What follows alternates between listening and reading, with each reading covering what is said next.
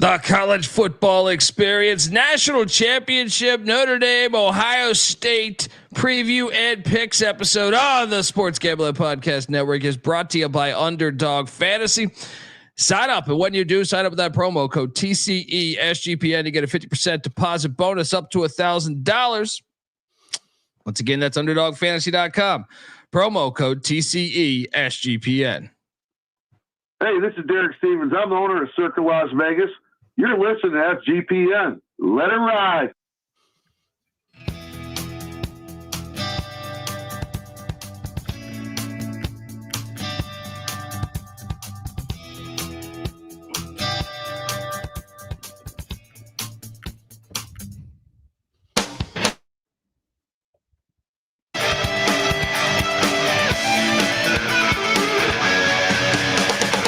Yes, yes, yes.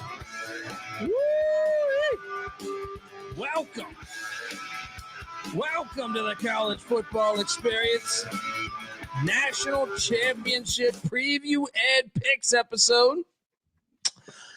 Notre Dame, Ohio State. We are down to the final game of the college football season. It's making me tear up over here. YouTube.com/the college experience. Hit that like and subscribe button. Don't worry. We talk college football, college basketball year round. We just had the college baseball preview for the ACC drop yesterday. Nothing like a 3-hour college baseball talk on, January 15th. All right. Go check it out though. The ACC, the All Coast Conference. Looking pretty good this year, so check out that episode. And every night we're doing the college basketball experience, but this is the college football experience, so please hit that like and subscribe button and tell a friend. If you're wondering who the hell you're listening to, my name is Colby Swigga, Database Dan, aka Pick Dundee. That's not a pick, this is a pick. He was raised in the land down under, where a man thinks on his feet, speaks with his fists, and lives by his wits. When Dundee happened, he was a superstar. And you're nothing but a chameleon, lemon-headed, coward, terrorist pussy. And I'm after you, buddy. You're going to pay for it. Good night. Oh boy, we are down to one game. I've been on fire, by the way. This college football playoffs, with the exception of the first round, I've been on fire in the playoffs. Been on fire with the bowl season. Going back, checking my records, I've been killing it. Which means definitely, if I'm bragging about it, means I'll probably eat shit regarding the national championship. I'm joined by my co-host. Give it up for former JMU Duke defensive back, the burrito eating, sideline kiss stealing, wheeling and dealing, Patty C in the place to be. Hi-oh! Up. Let's get it going, buddy. Yeah, boy. Shout out to William in the chat. Dundee the GOAT. Some say. Appreciate you. We are also joined by third man in the booth, the DFS god himself. Give it up for the rooftop IPA drinking, homebrew making, tobacco road living, that free lot giving, farmer, Herndon Basketball League MVP. Give it up for NC Nick in the place to be. There we go. What's up, guys? I mean, we got, speaking of natties, here's Boz saying hello. Colby, are you coming live from inside of a shed? I am in the back of a shed. At least it's a well-lit shed. It is. It is well lit. We're stepping things up over here. Yeah, that's perhaps.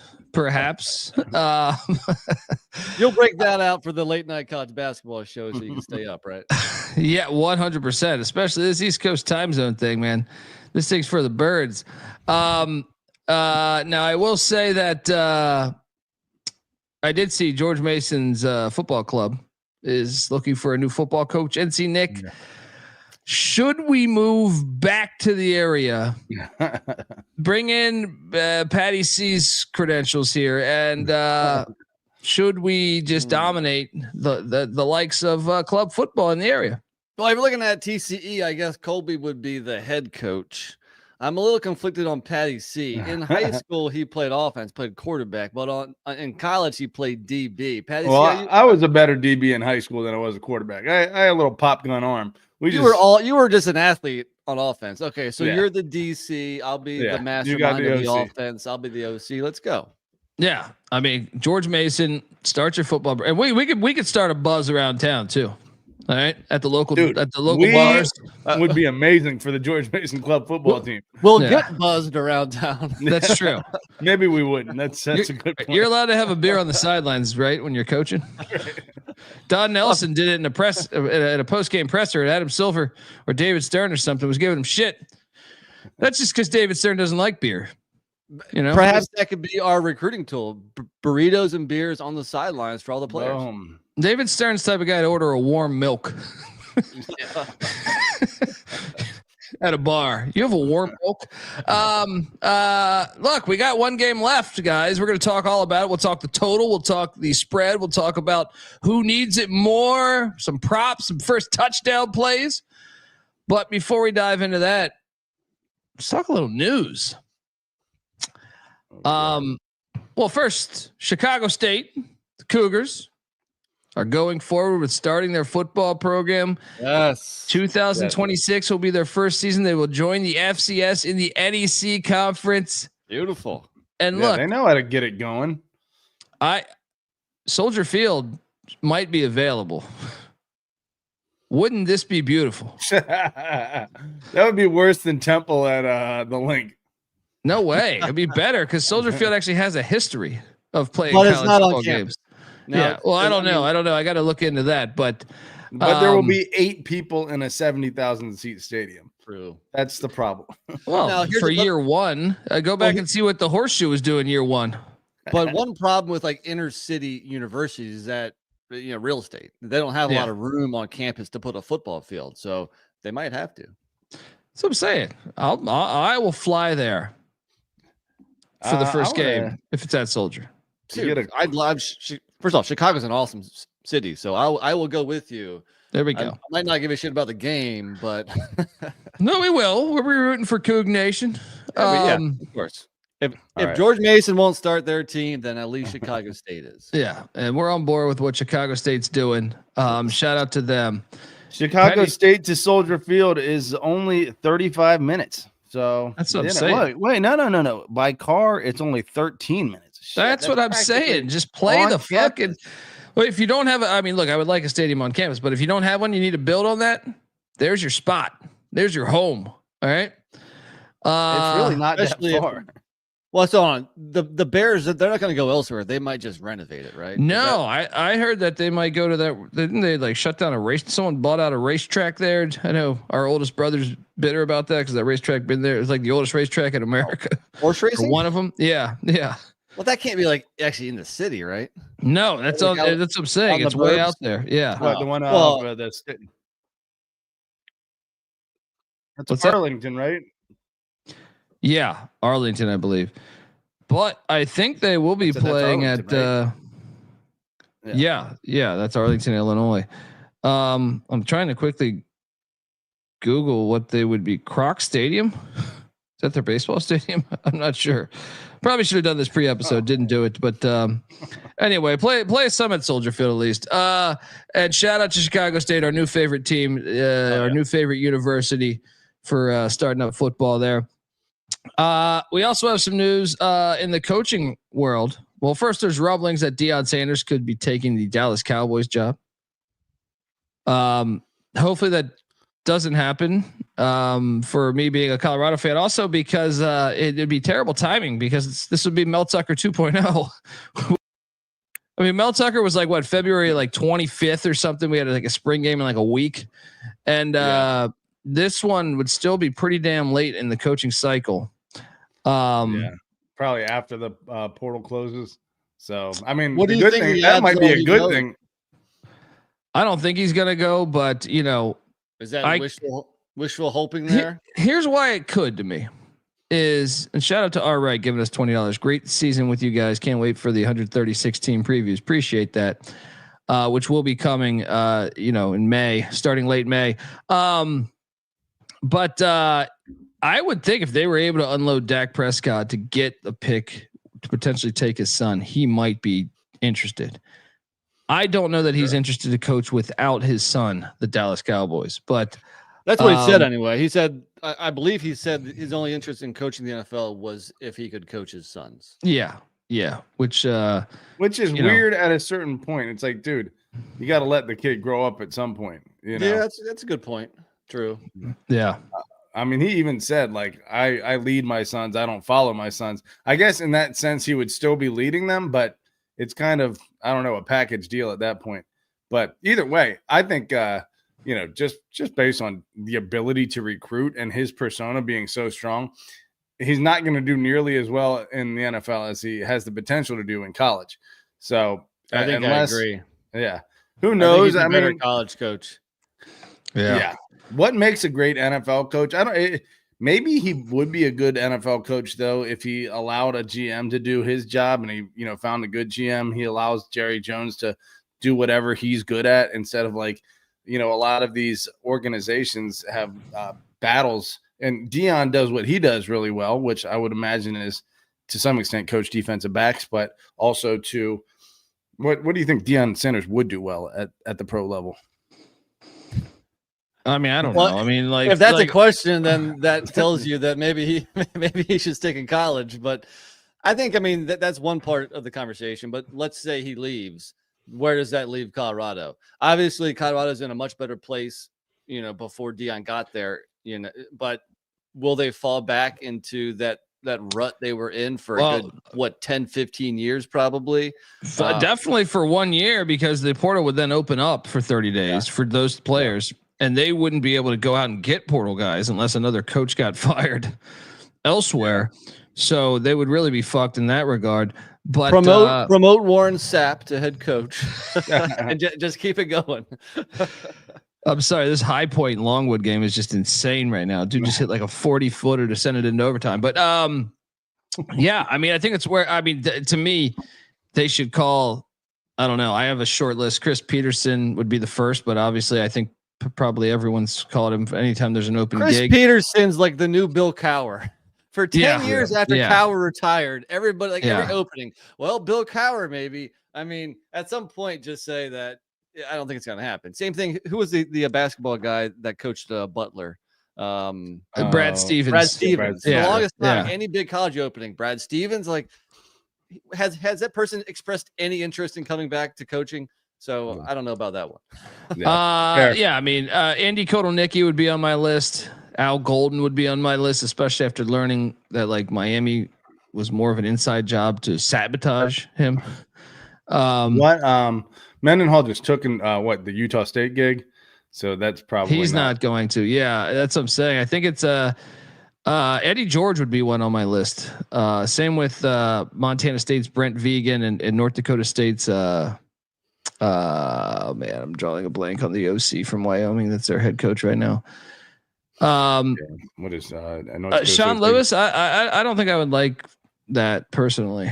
I like Sean Lewis, but I just don't think he didn't do enough to convince me. Palasek, yeah, Tim Palasek. That would be one that would be on my list right there. Wow. Dawson Garcia just hit a big time shot to beat the Wolverines, NC Nick. Sorry, Noah B. Yeah, there we go. There we have a court being stormed in the barn. Shout out to that. Check out the College Basketball Experience for more on that. But what you think he's gonna stay?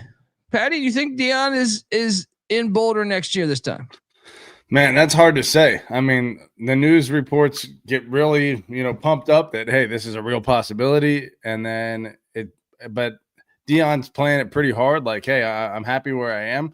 I actually do believe Deion is happy where he is. And if the perfect situation with Dallas came open to him, then yeah, I think he would take it. But if it doesn't, then it has always been, in my opinion, that Colorado might not be a long-term stay for Deion. But one of the podcasts I was listening to was saying I think it was Klatt was saying he is, synonymous with Colorado at this point, and like that's his program, his fingerprints they've allowed him to basically become Colorado football. So, I mean, that could keep going and become something really tight if he is able to keep growing it. And I think even without his sons being there and them being a priority for him to make them succeed, and he can just do whatever he needs to win, then Colorado could get even better. So yeah. I think maybe staying could be a good thing for him. I think he leaves. I think he's gone. All right, there we go. I think he's here for at least next season. That wouldn't make any sense because I mean it's a perfect scenario that if Dallas, where he played, where he knows the owner, they could move up, they can draft the quarterback. I mean, I don't know if the stars align as perfectly next year. Well, yeah. I don't know how much he wants to coach the NFL without his son. Yeah, I don't think he has any interest in doing that without his son. Yeah, I mean, I guess there's a scenario where Shedeur gets drafted, in the top 5 or top 10 or wherever the projections are, and that team sucks, and they fire their coach next year, and then Prime comes in. I guess that's or I was more so alluding to that, Mario Cristobal could be fired, Billy Napier could be fired. Sure. You know what I mean? Mike Norvell could be fired. Yeah, I still don't think he's ever going to Florida State because I think he has a personal vendetta against Florida State. But yeah, a lot of money gets people over personal vendettas sometimes. But I guess Deion doesn't necessarily need the money. He's doing all right. Yeah, that's true. Anyway, other coaching news, and this one this is interesting because Penn State obviously fell short of the national championship, and it was then announced that a slew of players, basically their entire team, it seems like, is coming back minus Tyler Warren, which means they have no team basically. Unfortunately for them, Drew Aller's coming back also. Right. Now it negated all the other returning players. Nick was like, "Are you sure? I mean, you might get drafted." Nick Singleton and Katron Allen are back, turning. And this is what's great. I read this. I should have this. Let me see if I can pull this. But what does that mean for Penn State? Do you put them now? They had a favorable schedule this year, but Patty, I know you text us. They're going to the national championship. Early pick for national championship. I don't know. I mean, both them and Clemson. I just think it's rare that you get quarterbacks at that high of a level that are there for 4 years. And you look at both him and Cade Klubnik and Aller and Klubnik, they both have made major steps each year. And so if there is an extra step that they can take, and I think there is, even if it's nothing athletic or, it's just situational football, that you have a more mastery of the offense, you can compensate, even if you lose certain pieces and players. Like that happened for me as a quarterback. I can say between my junior and senior year, it was like I lost a receiver that went to Ohio State, and I got it replaced with, a 5'8", 140-pound dude running a 5'1". But, I had so much more command of manipulating the defense that my passing numbers didn't stop at all. Obviously, that was in high school, but I think that applies, and you can see that progression with, college players. Drew Aller hasn't gotten that much better in any, he got a little bit better as a scrambler, but his game improved a lot from last year to this year. So if he gets better again in this offseason, I think Penn State could take the next step. Yeah. You watch a game last week? I mean, he was good until he wasn't. Until he was right. He wasn't good that whole game. He was awful. He couldn't. I mean, he got bailed out couldn't complete that short pass at the 1 yard line. Yeah, that's something everyone's freaking out about this. I don't believe that's the Penn State wideouts. I know everyone thinks that, Julian Fleming was good at Ohio State the year before. I think this is scheme sub. Now, yes, you can probably get better wideouts, but at the same time, I think some of that is, I think majority of that is on Franklin and for whatever reason, they just haven't had great receivers. So it's a combination because Fleming couldn't even crack the starting lineup at Penn State. So was he good at Ohio State being like the third or fourth wide receiver? Where to be the third or fourth wide at Ohio State, I'm just convinced you have to be really good. Yeah, but Penn State had Harrison Wallace and the other receiver ahead of him. So like Fleming was like the third wide out. So I don't know. I mean, obviously when you have Marvin Harrison Jr. and all those guys, they get all the attention. Then Fleming can come in, catch some balls, look decent. I expected him to have a better year, but he was a no-show all year long. I mean, all those receivers were, and you're right. Well, it was DeAndre Lambert the year before, right? Yeah. Like it just seems like it's. I don't know. I question more of that. But one thing I will say, one of the narratives has been in college athletics moving forward, I would say, is that the Big Ten and SEC, the money disparity is going to be so big that, they're just going to be so much ahead of the Big 12 and ACC. And I find that to be very interesting right now because you have the University of Miami, who went out and stole the sitting defensive coordinator from Minnesota after a great year of playing defense with the Gophers. Then you have Clemson that just went out and hired Tom Allen. He's leaving Penn State for Clemson. Right. And then, there's this guy named Carson Beck who just, I think Georgia fans, I think they wanted him back. He just took, it's rumored to be, $4 million or $3.5 million to go to Miami. 10 million. Yeah. Is he that good? I've never been a Beck believer. Well, I can tell you this. I think Georgia wanted him back. He's no Cam Ward. No, he's not Cam Ward. But still, either way, like it's a substantial thing for the ACC to go out and get these guys. I even think Wake taking Jake Dickert from Washington State is substantial. So to go and do that and pluck these spots where, I mean, I know you like to take Georgia starting quarterback where he thought he was going to be coming back contending for a national championship is substantial to me. Tom Allen leaving for Clemson is substantial to me. That was interesting. Yeah. That was surprising. Yeah, I mean, I'll say this: some of the ones they're not thinking about, like UVA, just had an influx of 2 massive donations from anonymous donors in the millions of dollars, and they're going to get Chandler Morris. They've been pretty active in the portal, so even smaller schools, like you said, Wake might be surprisingly, able to infuse talent in. Well, I mean, the TV money is one thing, and obviously the SEC and the Big Ten make a bunch more TV money compared to the ACC and the Big 12. But if an individual university is individually wealthy, well, then they can make up for some of that gap. And that's obviously Miami's got very deep pockets. They spend a lot of money every year. The Tom Allen to Clemson thing is interesting. I wonder, and I haven't seen this, and I don't know if Colby has, or if we can look it up real quick, or maybe somebody in the chat. Is his contract at Clemson that much larger than Penn State? Because that would be surprising. And if not, then why would he go? Yeah. Is James Franklin just difficult? I mean, potentially, but let me see if Tom Allen Clemson warmer. Yeah, there's that angle.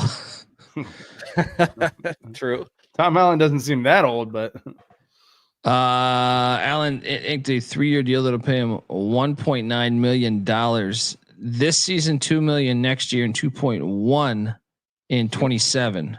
You would think the Penn State DC gets somewhere around there. Yeah. I mean, well, why? Because Penn State, this has been a problem now. Whether it was Manny Diaz or whether it was Brent Pry, it seems to be a thing that keeps happening. Well, the first 2 aren't really. That's not apples to apples because they went to become a head coach. Yeah, but I'm just saying, that's like this much program. Turnover, though. I don't think that's good for your chances of going to the national championship if you're replacing not on a DC short-term every year. basis. Yeah. But I think maybe Nick Saban's an exception to the rule. But I think if you can make your school get coaches promoted to new jobs, then that attracts talented coaches. So and Penn State's defense hasn't missed a beat. They've been very good every year. You know who the common denominator is there? Anthony Poindexter, I think, has been co-defensive coordinator with all those guys. Although, I don't know if I can give him credit, but in fact, if I'm Poindexter and I get passed over for like a third time for the DC, like the sole possession of the DC job, might be insulted a little bit. But yeah, it's just something to note, though. Is like I find that very intriguing to me. What's going on? Another thing going on. Quinn Ewers going pro. Why? Right. Like I honestly want someone to talk this. So Brock Purdy's on a rookie deal, and Carson Beck's making like 3 or 4 times more than him. I don't understand why you would go pro. Quinn Ewers is not. I mean, do you guys think he's going to be good in the pros? I mean, I think he's a little too raw right now to be good in the pros. Yeah, I think it's another year. Yeah. I think he's a solid college quarterback, maybe a pretty good college quarterback. He's definitely not like a surefire pro, not at all.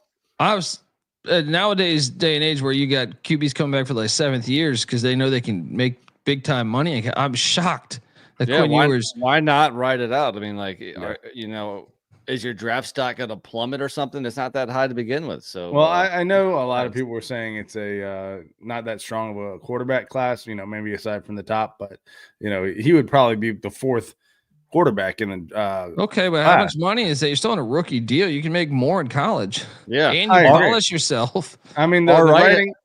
Go ahead. Our right has a good idea. He could have transferred to Oregon. I mean, it seems like they're going to be looking for a quarterback. Georgia's looking for a quarterback. I mean, there's a slew. Yeah. There's a slew of universities that would take him. Of course. I mean, he's played in so many big games. He's a good college quarterback. I mean, he would be a hot commodity in the transfer market, obviously. And I guess this will be the last thing before we talk Natty. NIL. So this is something that was tweeted out earlier by Dane Brugler, I think. Kind of fascinating numbers here. Pre-NIL, you had in 2018 106 underclassmen go to the NFL. You had 106 in 19. You had 99 in the COVID season, which makes sense that not as many because some schools barely even played. 130 in 2021. That July, NIL became legal, and the next year you just saw 73, followed by 69. Followed by 58, followed by 70. So I just like the sport is if you want proof that college football is peaking in a way, it's because those numbers are almost, 2021, 130 guys went to the NFL draft early. You're almost getting half that now. That's like the first 4.5 rounds of the NFL draft could be all underclassmen. Those are big numbers. So, we've been talking about this in college basketball for a while now, where the players are staying around longer, whether it be, Armando Bacot. Yeah, Bacot or Dickinson, or there's so many guys out there, that stayed around just to collect money. And it's better because of it. The lay fan can know a player like they used to know a player when they stayed 4 years, and teams are better. So it's better basketball. Now it's going to be better football. You're going to be able to learn who these players are. It's not going to be that constant cycle. I mean, it might be a constant cycle from team to team, but it won't be them going to the pro. All right. Yeah. Shout out to Brett F saying the portal and NIL work. And Taylor Drunkenmiller, appreciate you giving us $10. Basketball show will be around midnight tonight, maybe 12 to 12:30, somewhere in there. Court storming at the barn. Fantastic stuff.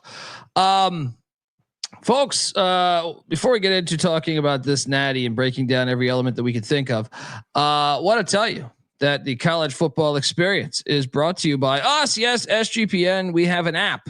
We are part of SGPN. Get the SGPN app for easy, instant access to all of our free picks, our articles, our podcast. So hop on over there and let it ride. We're also brought to you by DraftKings Sportsbooks. Playoffs. We're talking about playoffs. Yeah, bet we are. Get in on the action of DraftKings Sportsbook, an official sports betting partner of the National Football League. And no matter how cockamamie the NFL's kickoff rules are, or onside kick declarations, there's still money to be made in this league, and racism to be ended. Look, scoring touchdowns is key to winning in the playoffs, and you can score big by betting on them at DraftKings Sportsbook, the number one place to bet touchdowns. Ready to place your first bet? Try betting on something simple like a player to score 6. Yes, go to DraftKings Sportsbook app and make your pick. New DraftKings customers can bet $5 and get $200 in bonus bets instantly. Download the DraftKings Sportsbook app. Use the promo code SGP. Once again, that's code SGP for new customers to get $200 in bonus bets instantly when you bet just $5. Only on DraftKings Sportsbook. The crown is yours. Gambling problem? Call 1-800-GAMBLER. In New York, call 877-8-HOPE-NY or text HOPE-NY. In Connecticut, help is available for problem gambling. Call 888-789-7777 or visit ccpg.org. Please play responsibly. On behalf of Boot Hill Casino Resort in Kansas, 21 age plus eligibility varies by jurisdiction. Void in Ontario. Bonus bets expire 168 hours after issuance. For additional terms and responsible gaming resources, see dkng.co/audio. All right, we are back. Let's talk college football.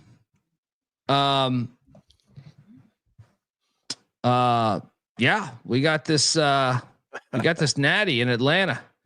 It'll be 30 degrees. It's a shame it's not outdoors. It's in this bullshit arena, bullshit venue. But I am excited to watch the game. Let me ask you this. Start off with this. What does it mean more for a certain school?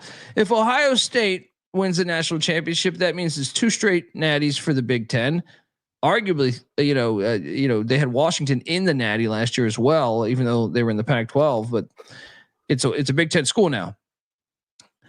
Is that just taking the fact the narrative will be the Big Ten's the best conference in football, the national championship goes to the Big Ten, or is it an independent like Notre Dame wins a national championship and perhaps entices maybe other schools to maybe go independent? I don't know. Right. NC Nick, you think there is, I mean, this is a bullshit question, but I'm saying like, what do you think? I think the funny thing is, cause look, we've made it over a half hour and we haven't bashed on the SEC yet. Now, the funny thing is that now 2 years in a row, an SEC team has not been in the championship game. Last year, they shouldn't have been in the Final Four. And this year, the only reason why they were in the Final Four is because they had to bring in a Big 12 team, to into the league in order to get one into the Big 12 team that had made the playoffs a year ago too. That's right. Yeah. A Big 12 team that got a non-call on a pretty obvious targeting at the end of that game. But we again, let me backpedal on that. Anytime targeting is not called, that is a win for college football. So a few weeks with retrospect here, I'm happy that wasn't called. Anyway. Yeah. I don't know how to answer that question, Colby. I mean, does Notre Dame get more money for winning the national championship compared to getting 2? I mean, either way, they're pocketing a ton of money. Yeah. Either way, they're pocketing a ton of money, and they don't have to divide it by anybody else. So I think there's only maybe 10 teams nationally that could pull off going independent. I mean, you have to be a very big brand in order to do that. I'm sure some of those teams. UConn's one of them. Football wise, I don't know about that. They're a big brand. They're independent. They are independent. What are you talking about? So they just need to make the playoff now. Just do what Notre Dame did. 9 wins last year. 9 wins last year for Jim Moore. My number 1 lock on the over. Yeah, I don't know. I mean, I think some of those schools are maybe thinking about it, but I don't know. There's comfort. There's a safety net being in a conference. Alabama's getting money from all these SEC teams in the playoff this year. So yeah, I don't think we're going to see teams just break out of conference anytime soon. But if it continues to happen, then maybe. I hope Notre Dame wins because of that. I think it. Yeah, Patty C has swayed me on this. I believe being independent is actually. I hope more teams do it in a way. Well, if I wasn't betting on this game, I'd also want Notre Dame to win because Marcus Freeman is extremely likable and Ryan Day is not. And Al Golden is extremely likable and Chip Kelly is not. Yeah. Yeah. I mean, I do like Jim Knowles though. Yeah, it's true. Our friend Randy Cross wanted to punch Chip Kelly pretty. That was a great August interview. You could sense Randy Cross saying, "Yeah, well, what's he?" And then I think he said, "What's he going to do about it?" who is the running back that went from Pitt to the Eagles? Shady McCoy. I just heard a clip of him on whatever Instagram talking about how Chip Kelly was not liked by anyone in the locker room. White, black, whatever. He had no one on his side. So Chip Kelly, not liked by many people apparently. Well, it's been kind of funny with this run that Notre Dame's had because Marcus Freeman has beat a lot of college coaches. I don't care for Franklin. Franklin's kind of a dick, and before the game, Franklin kind of calls him out in that press conference and like asking how old he is and everything like that. Yeah. Like I was happy to see Freeman beat Franklin. I was happy to see Freeman beat Smart. I don't really have any problems with Kirby Smart. I mean. He's a little annoying on the sidelines, but overall, no problems. Well, with the exception of the speed limit laws there in Athens, Georgia. But that's been the SEC for 100 years. Yeah, Okay, that's nothing new. Don't put that on Kirby Smart. And then even what's his name, Cignetti. And I have no problem. Cignetti made it fun, but he was a shit talker, and he got put in his place. I wanted Cignetti to win the national championship. He was like Ric Flair reincarnated. Yeah, I feel like Cignetti. It's a bit tongue in cheek with him. He's just having a little bit of fun. He is such a nerd. Google me. I fucking dominate. Right? He's great. Well, let me say this real quick. Yeah, I mean, obviously Notre Dame able to get I'm looking at it now. It looks like a $50 million per year TV deal through 2029 with NBC. Most teams aren't going to be able to do that, but 2022-2023 fiscal year for the SEC, the payout was only 51.2, so only $1 million more. Now, obviously, all the SEC teams are getting paid out for their team's performance in the playoffs, and Notre Dame's getting an extra $20 million for going to the national championship. That's not going to happen Well, another thing is, I believe I read that by them hosting a playoff game, the local economy was boosted by $40 million. Yeah, that helps. I'm sure that ends up somewhat in Notre Dame's pocket at the end of the day too. But yeah, I would think not many teams are going to be enticed to go independent unless, they're the Texases of the world that already what happened with the Longhorn Network? Did the SEC accommodate that? No one was watching it. It's gone. Yeah. So glad to see they just destroyed college football over the Longhorn Network, and now it doesn't even exist, much like Larry Scott's hotel rooms. All right, so we all agree that we're rooting for Notre Dame, but who gives a shit? Because this is a gambling podcast. Yeah. Who are we betting on? Entertainment podcast / gambling. Yes, the spread is 8. It's come down 1.5. It opened up at 9.5. Wagertainment, is that the term? Huh. I've never heard of that, but sure. It is. Kind of forcing it a little bit, but I do believe you get your ass kicked saying that at a bar. I do wagertainment. I do wagertainment. The spread is 8. It's come down 1.5, which I find quite shocking. The total at 45.5. Notre Dame currently plus 290 on the money line. The Buckeyes minus 380 on the money line. And why I'm surprised that the number came down 1.5 is, we don't know. Bo Collins is still questionable. Their wide receiver transfer from Clemson. I just find it to be like, why do you think, is it just Notre Dame rich money coming in? Because the injury report's the injury report. And I'm trying to see if I can. Well, I'm trying to get a update on Bo Collins. I still see questionable. Who gives a shit about Bo Collins? Well, no, dude, no. What do you mean? Like some of their wideouts, like Notre Dame does not have.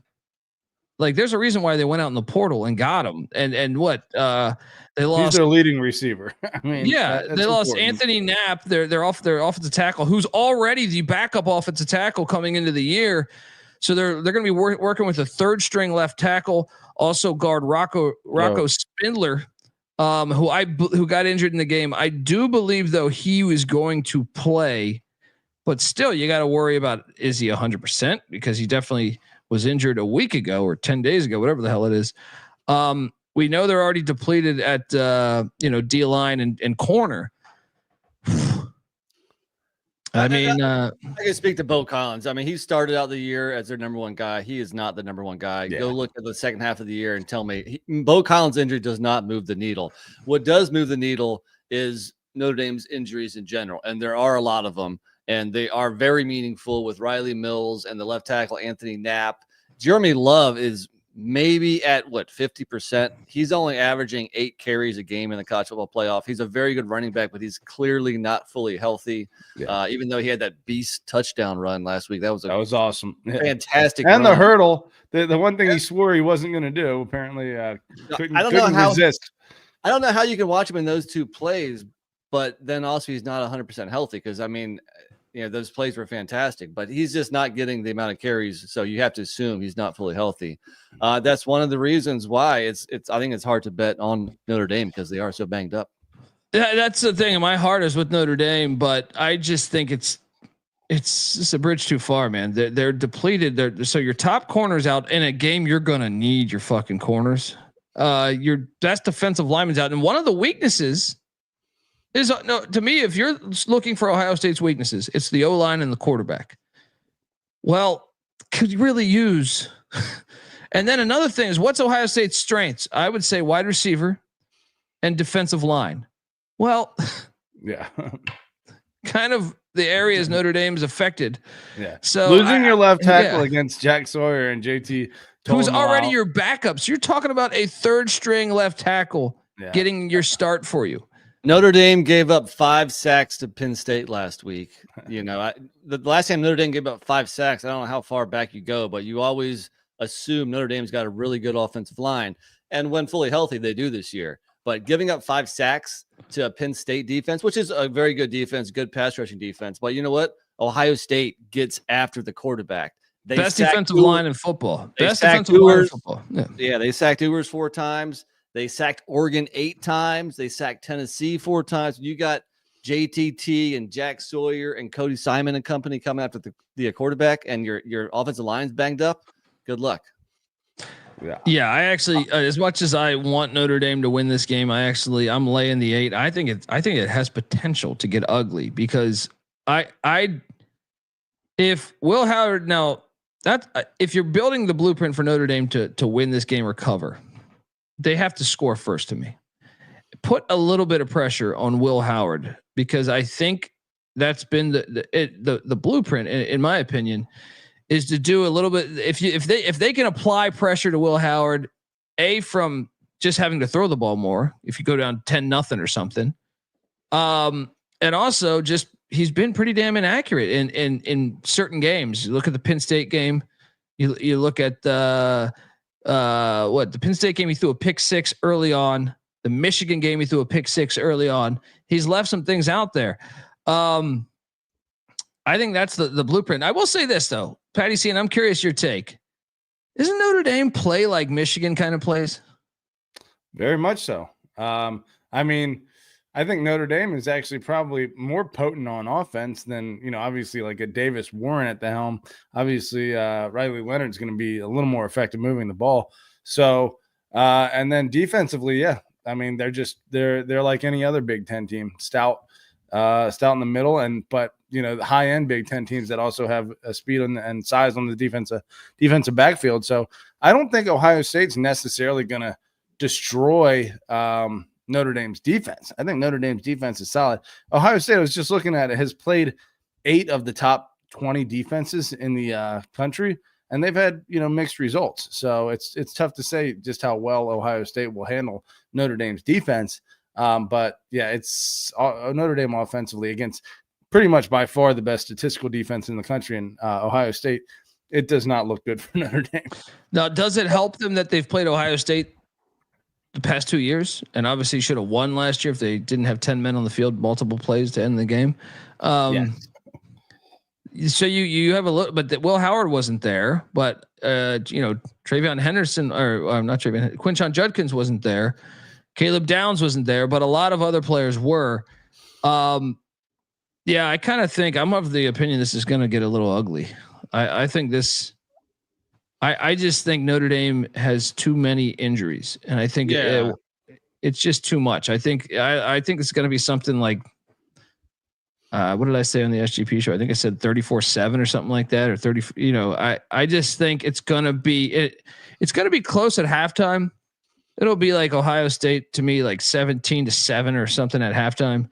But then I think that it's going to be too much down the stretch. Well, let me ask you this. Where does Notre Dame have an advantage over Ohio State on the field? Quarterback. And that's arguable. O-line. Yeah. O-line. Notre Dame's O-line is better than Ohio State's O-line. Even the current state of Notre Dame's offensive line. I think so. They've both been banged up. But the problem is this. Ohio State's D-line is better than Notre Dame's D-line. So because going back to the Notre Dame offensive line again, not only did they give up a lot of sacks to Penn State, but they really got bogged down in the running game. They ran for a $117 on Penn State, but only averaged 2.8 yards per rush. I don't think they're going to have success with their best running back 50% and a banged up O-line running the ball. So then how is Notre Dame going to move the ball on Ohio State? Can they throw for 223 yards again? Can Jaden Greathouse come out of nowhere and catch 105 again? I mean, and even those numbers, remember that 54-yard touchdown pass was kind of fluky because the Penn State defensive backs fell down.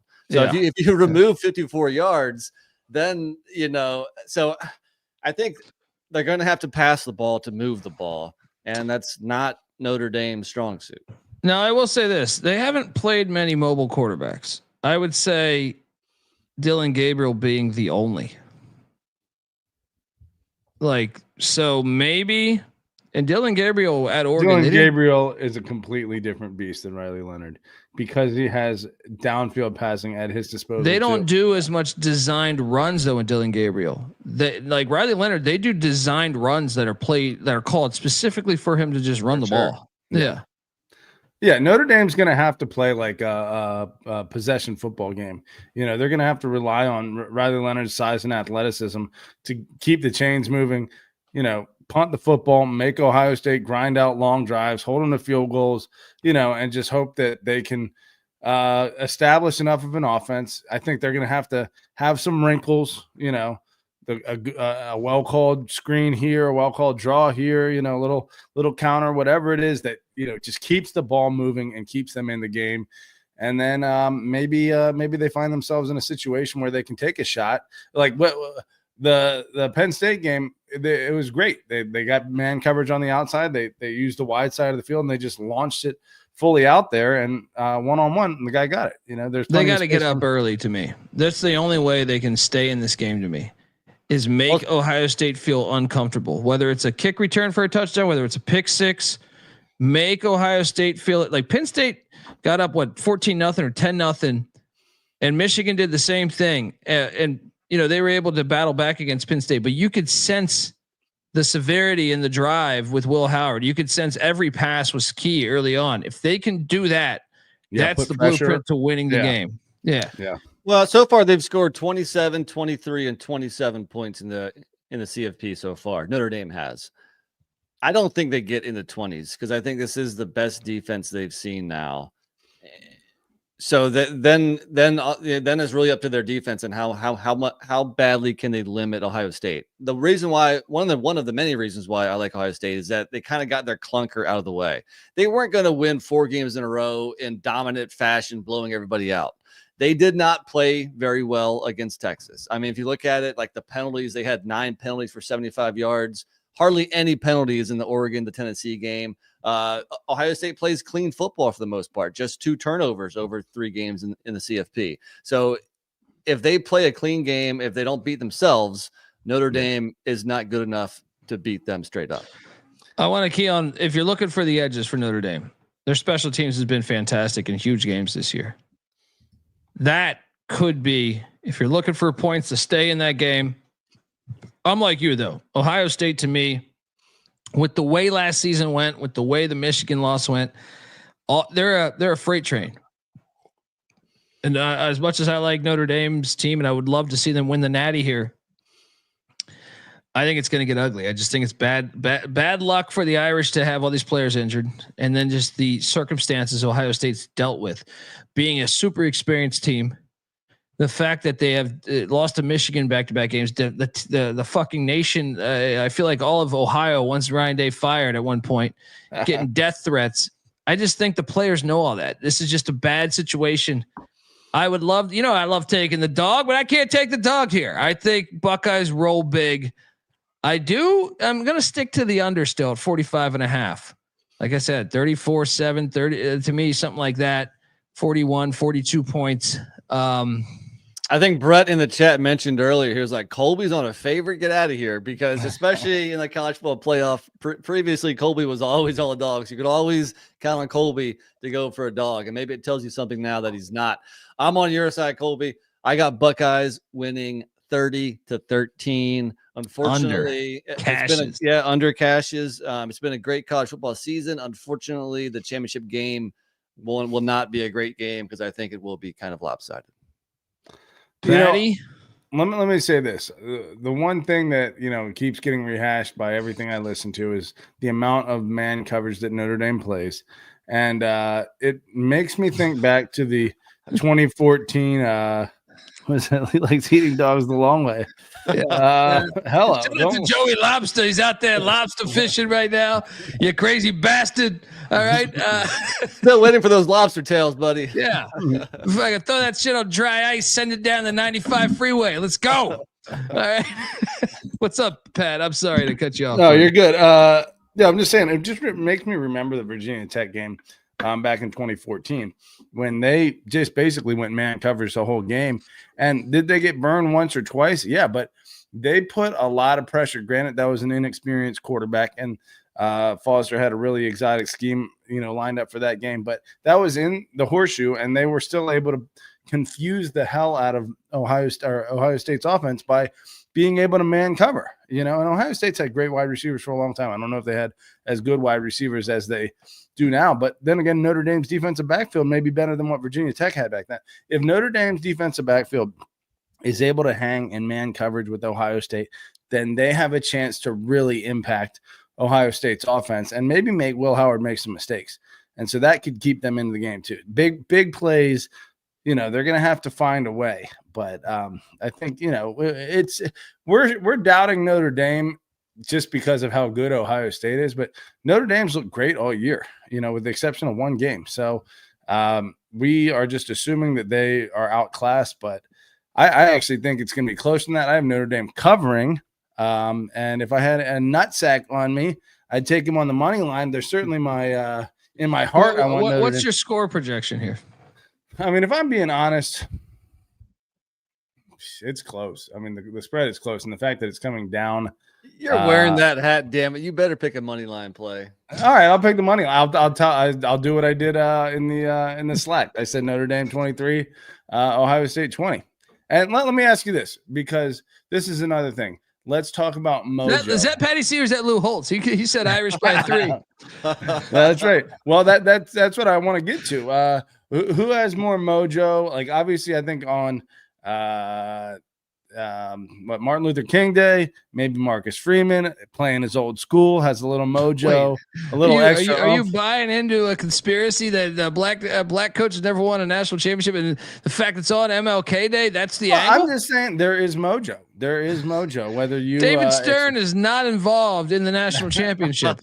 No things, dude. Motivation, you find it in wherever you can, and maybe that's how it manifests. Is But I just think, you can tell when a team has the it factor a little bit, and I don't know which team has more of the it factor, and that's kind of what I want to ask is obviously, okay, Denbrock versus Allen. I think in a situational football environment, I think maybe Denbrock, the fact that he was able to use a guy like Jaden Daniels to have pretty darn effective offense with LSU, and then he's still got an effective offense with a much different weapon at his disposal in Riley Leonard. Maybe he can manage the situation and still find a way to win the game.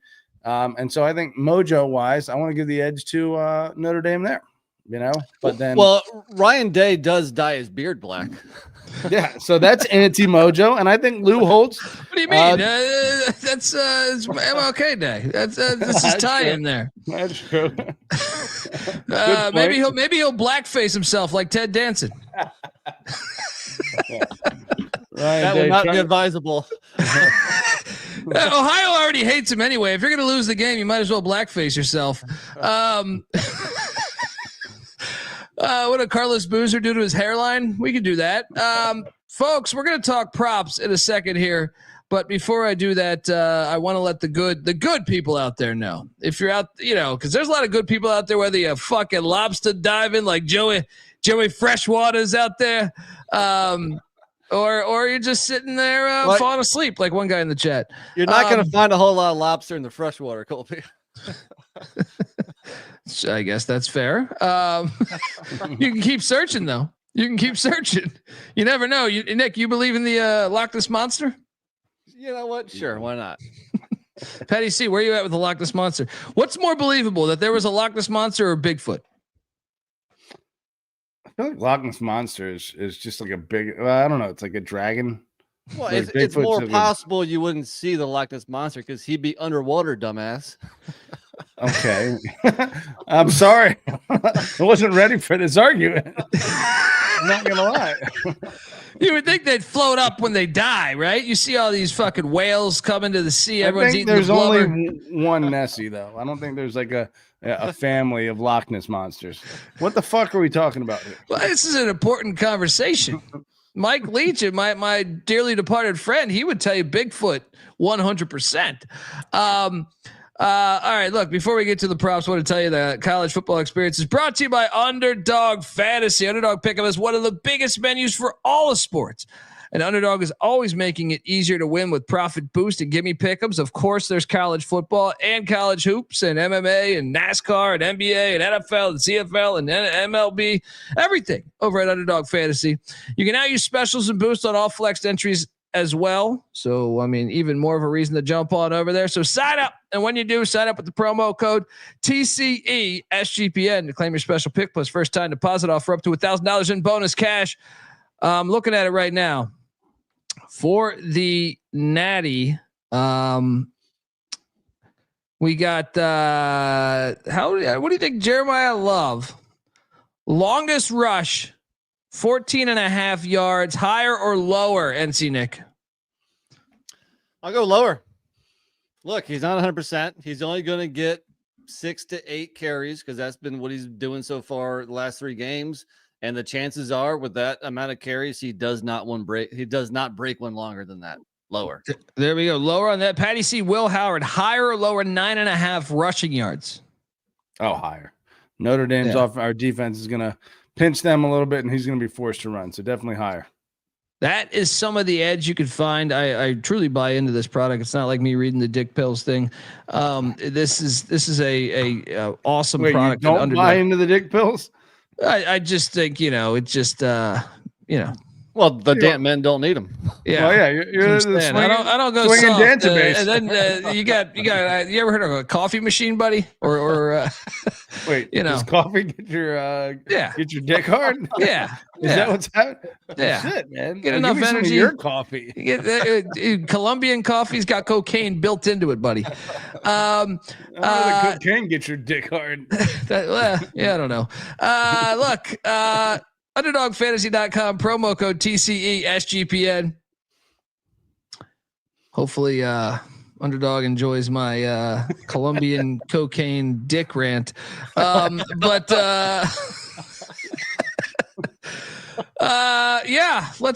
dive into this prop market. This is the best part about a game that a lot of people don't think will be interesting, right? Brett F in the chat saying, is this game on Monday? Yes, it's on Monday. He's not excited about the matchup. Probably from the South, probably hates these Yankees invading the sport. All right, that they created, the Yankees. You can still, even if it's going to be a blowout, at least we have a proper kickoff. No onside kick bullshit. You know what I mean? Like a bunch of prop bets makes it interesting. That's what I'm saying. You could just load up. I'm looking at the first touchdown, guys. What do you guys think about the first touchdown of the game? I said it's vital Notre Dame scores it. I just don't think it's going to be Notre Dame. I'm going with these Buckeyes. I actually am going to take one on Notre Dame in case they get the ball first because their special teams has been pretty good. Maybe they can break a big return, get the ball inside the 20 or something. But I'm going to take one for each team. And the first one that jumps out to me for these Buckeyes is something Patty C just kind of alluded to. He likes the higher than 9.5 rushing yards on Underdog Fantasy, promo code TCESGPN. I like Will Howard here. Plus 1,100. First touchdown of the game. I just think Notre Dame's defense, Al Golden is a fucking good coach. I think he could dial up some stuff. Kind of shrink the field a little bit. Won't be a big play touchdown. They'll, 10 play drive, be inside the 3 or 4, quarterback draw, Will Howard, touchdown, cash this thing. NC Nick, you like the play, and what are you thinking? I like the play. I'm not going to take it though. Last week or the last game Ohio State played really pissed me off because I had Carnell Tate first touchdown plus 1,800. And you remember he dropped it. He had that quick slant. Yeah. I mean, boom, he's wide open. Ball's right there. He drops it. It's like, oh my goodness. So he's plus 1,000. I thought about that, but I agree. I'm going to go one on each side. But with first touchdown props, I like to take a long shot, and I look at tight ends often.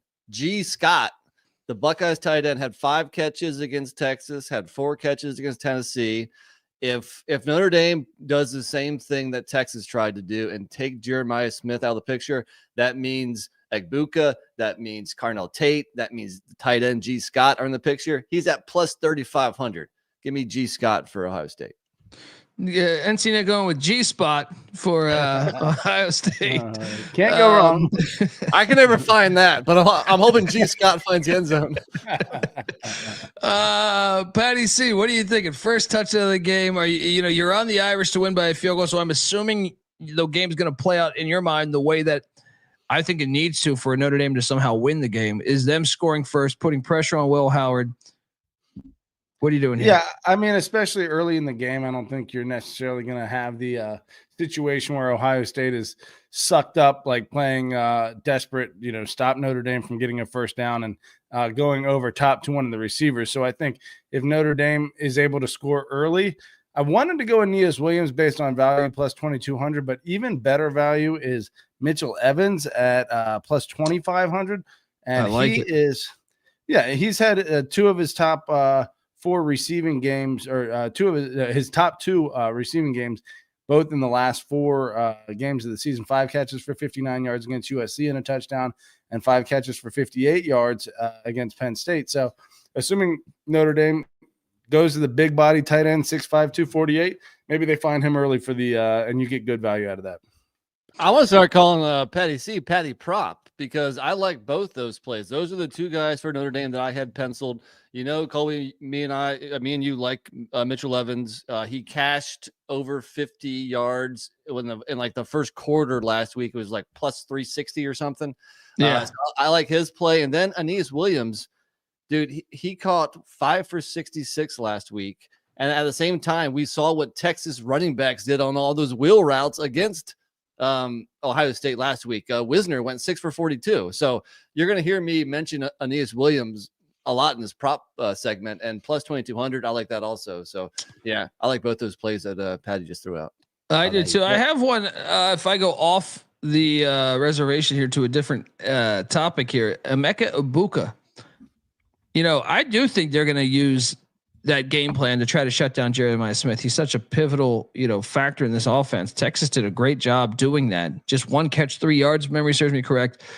So Egbuka to record 25 plus receiving yards in each half is plus 275. I mean, hell, I feel like 1 catch each half, you're going to be right there with it. Load me up on that. I know you could just strictly do his yardage number. It's at like 55 and a half. Yeah. But hey, it's not a bad option there. You got anything else you like out there, NC Nick? All right, let's focus on touchdowns still. I think not only do we just mention these guys for first touchdowns, but the 2 tight ends, I like them for anytime touchdowns. Mitchell Evans plus 500, G. Scott, the G Spot plus 550 anytime touchdown. And then I've been singing the praises for Travion Henderson. The second half of the year, again, he outperforms Judkins against Texas. He's outperformed Judkins for like 4 or 5 games in a row. If I can pull up the box score real quick, last week he averages 7 yards per carry. Judkins only 4 yards per carry, and we know Henderson took that long screen to the house for 75 yards. So Henderson plus 550, 2 touchdowns. Yeah, I like that. I do like that a lot, actually. And Spencer England cracking me up here. G-Spot, never heard of it. But I am with the chat here. I was going to mention this one. I have it jotted down, but the chat, you beat me to it. Go Beavs saying defensive touchdown. Also Spencer England. I do like the Ohio State, like with your left tackle out, a strip sack, a pick 6. Against the Irish here, they're plus 3,000 anytime. I'm sorry. I'm plus 3,000 that's 2 I'm reading. It is plus 350 for for any time. Yeah. But how about this? Sprinkle a little bit on that plus 2,500 first touchdown of the game for Ohio State defense and special teams. Yeah, that's a decent value. Yeah, I could see a little pick six coming off of Riley Leonard. Block punt. I know Notre Dame's special teams been good, but Ohio State. We didn't really talk about that, by the way. Special teams edge. I mean, I don't know that. Obviously, Notre Dame had, I forget the kick returner's name who took it to the house against Georgia. He's typically been good, and I'll give Notre Dame a little credit. Often they were fair catching, but on a few occasions they decided to take it out of the end zone. I think whoever is a little more bold in the kick return game is going to, benefit from that. But I don't know which team. I don't think Ohio State hasn't shown me much from a special team standpoint. They had a block punt for a touchdown against Indiana, and a punt return for a touchdown against Indiana. So yeah, that's true. Yeah, that was a huge. Although game, I don't know if you give block punt status when the punter just dropped the ball against Indiana. Fair. But Notre Dame had a kick return for a touchdown against Georgia. Notre Dame had a block punt for a touchdown against Louisville. That was the difference in that game. I think it's a bit of a wash. Yeah. Special teams wise. Caleb Downs is an electric punt returner. We saw that, from his time in Bama and with the Buckeyes.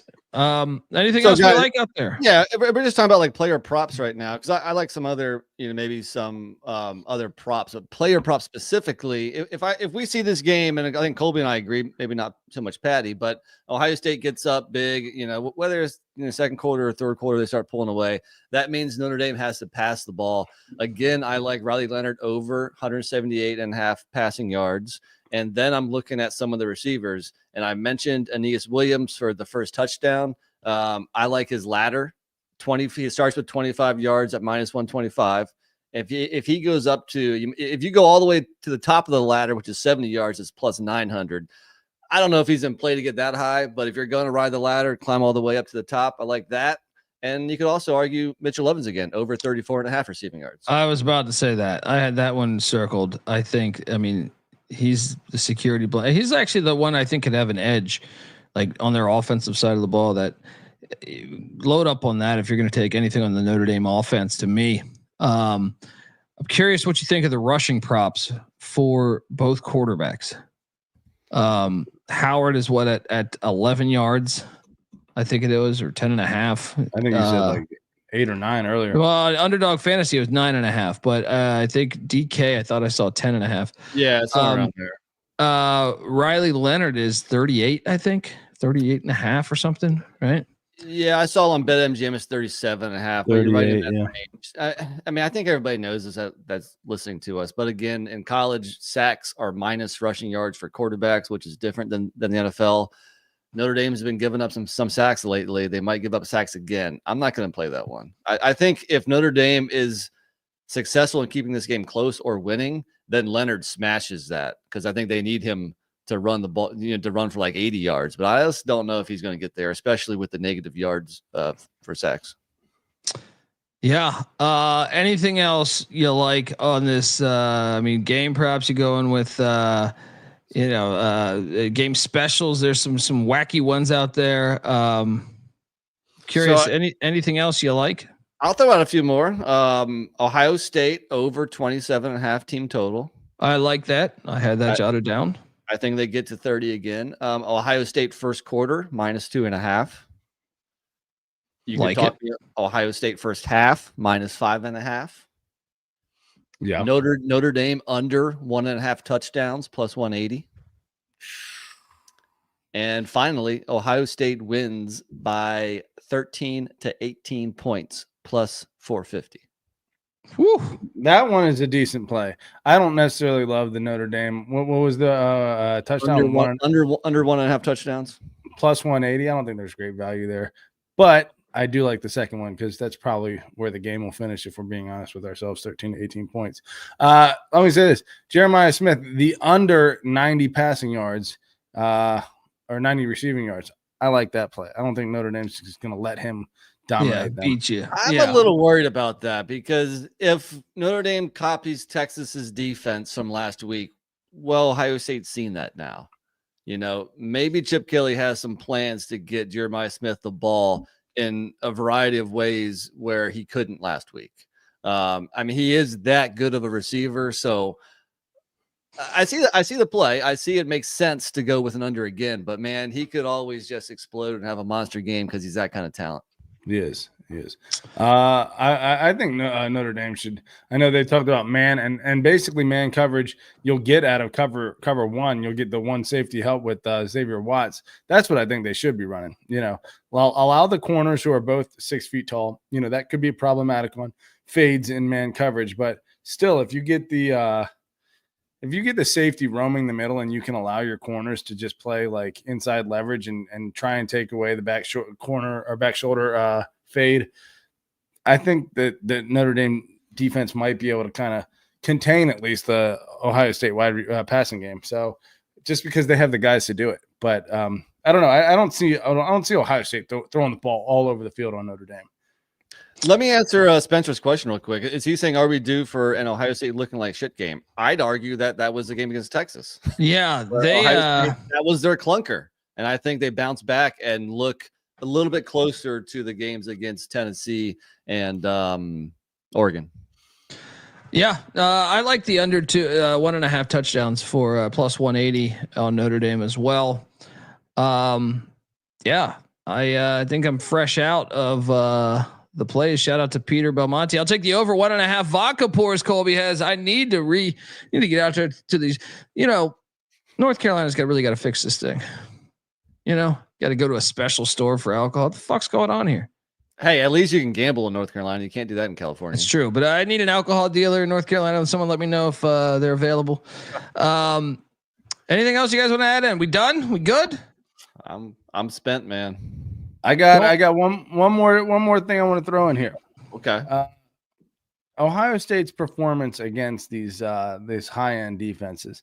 Obviously, went over for actually a very surprisingly poor performance against Akron, 404 yards. But Western Michigan almost 700, Marshall close to 600, Michigan State close to 500. But Iowa just over 400. That's a good defense. They got off on Oregon twice, going over 467. But other good defenses they faced: Nebraska only 285 yards, Penn State only 358 yards. Indiana only 316 yards, Michigan only 252 yards.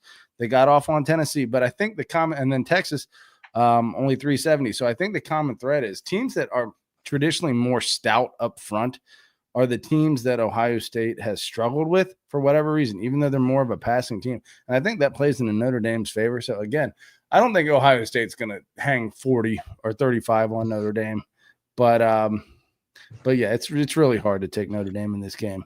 Ohio State just seems like equal in every category and significantly better in a few. I thought you took Notre Dame on the money line. Yeah, that's because I hate Ohio State. So take that betting advice with a grain of salt. Shout out to Dean. Hope you're doing good, brother. He says Notre Dame team total under 17.5 points. I am all over that. Yeah, I guess the question is, that's safer than the under 1.5 touchdowns bet, but it's not as juicy. I think the under 17.5 is like minus 110 or something usual. So depends. I mean, that's safer than the plus 180 for under 1.5 touchdowns. So I like them both. Yeah, load up, folks. That's our show. Hopefully, thanks for rocking with us through the year. Don't get concerned. We're not going anywhere. We got coaching breakdowns, transfer portal breakdowns, schedule look aheads. ACC and Big 12, I think, are about to drop their schedules in like the next 14 days. So buckle up. We don't go anywhere. We talk college football year round, 365, 24/7 or something like that. Give Patty C a follow on Twitter at PattyC831, NC Nicks on Twitter at NC__NICK. I'm on Twitter at TheColbyD. Appreciate you rocking with us. The college basketball show will be back at around 12:30 tonight. NC Nick, they're wondering when you're coming back to the basketball show. Soon, my friend. Patty C's got an open invite always too. So let's go. Till next time, this is the college football experience. You better start thinking about yours. And we out of here. Run and shoot.